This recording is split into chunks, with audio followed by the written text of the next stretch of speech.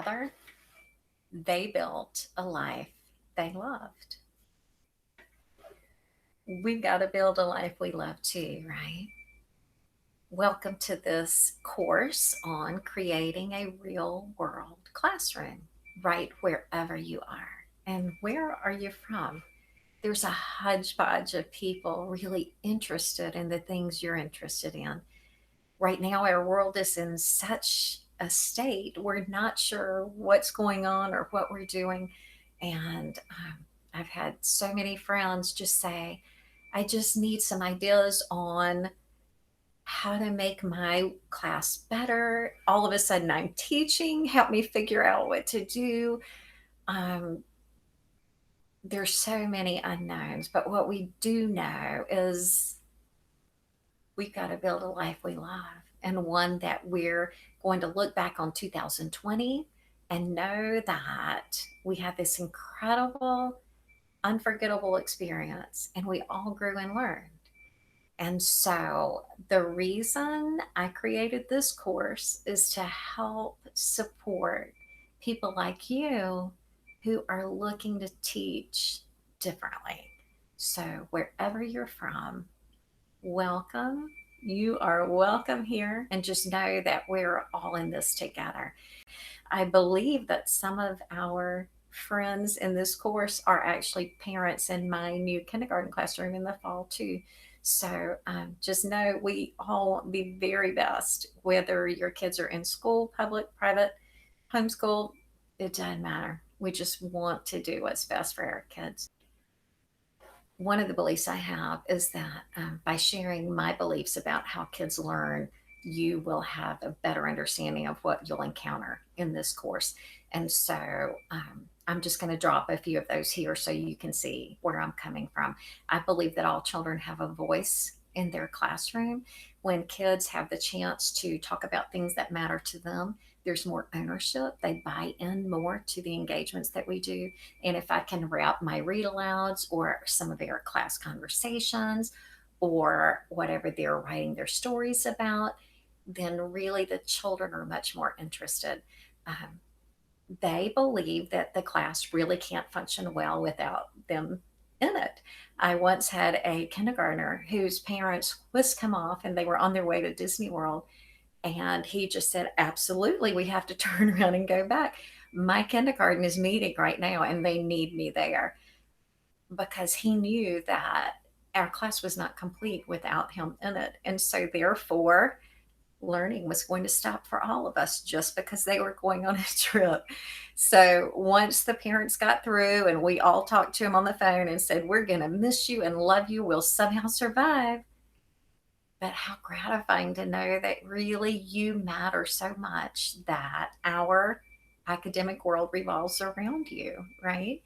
Um, so I've often also said that in a typical day, whenever children would come back late from doctor's appointments and they'd maybe miss the first hour or two of school, whenever they'd come to the door, literally everybody would gasp and some would even rush to the door to hug the child, and parents always were like, what is it? And it's just, you matter, and when you're not with us, then our learning is different, and we're glad you're here.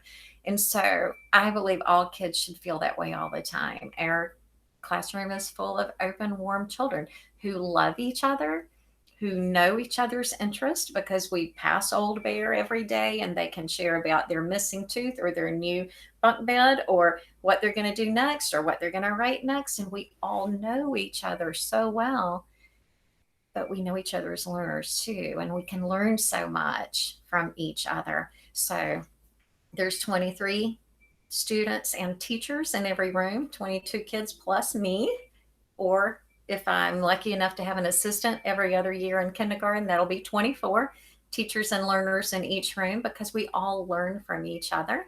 And you have choices and you have voices. Your voice matters, and we care about the things you teach us.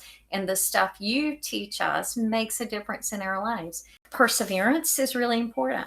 The things that we learn how to persist and to work hard. We don't do things for awards or rewards. We do things because it's the right thing to do. So you really don't see stickers and that kind of thing. Our subjects are integrated, which means we have great big blocks of time. We don't do an hour or two of reading and then all stop reading and then go to math. But so you'll see if we're learning about insects, then you'll see that we might do in our reading workshop, we'll have some books on insects and we'll sing songs about insects. And in math, we might measure, check out the size of insects. And if we're making sketchings of insects, we're going to check to make sure mathematically. So whatever we're learning about, we learn about reading by reading science books. We learn about math by looking at the different sizes of insects. And what happens is that the language we use with each other changes.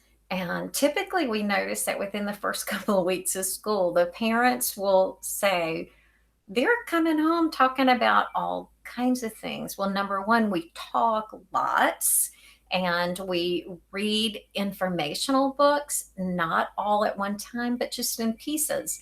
You'll hear more about that in the reading workshop where I talk about all the books we read in the day.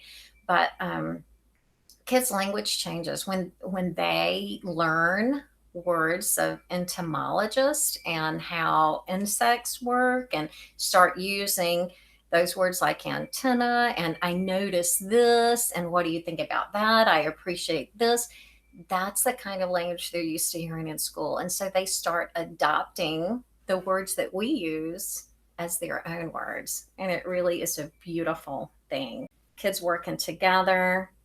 Um, Kids learn by doing, and teachers and kids work alongside each other. I don't deliver content and they absorb it and repeat it back, but we talk and we learn, and questions that they pose are very important for us to keep the curriculum moving. And so often what we see is that the standards, of course, we know those and we pay attention to those, but often your children's questions go much higher than what the standards are. And of course, you want them to get some of the answers for those because those are things they really care about.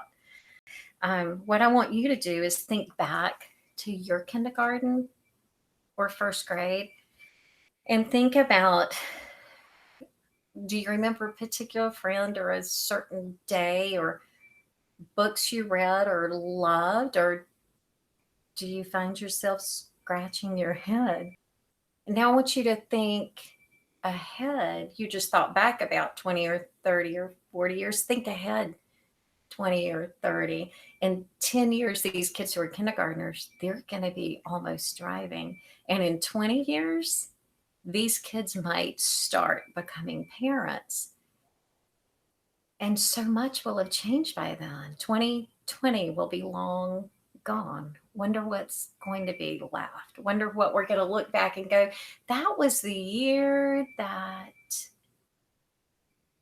I want you to challenge yourself and think, what is it you're looking for the children in your life?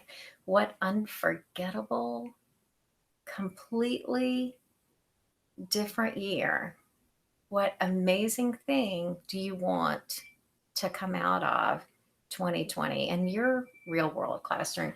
If we're building a life we love, what are we going to do right now that enables that to happen? So think really deeply about where you came from and where you're going and who you're taking with you. Have a great day. Know that the next time we meet, it's going to be a much easier going module looking at the resources that you can find for free all around you right now.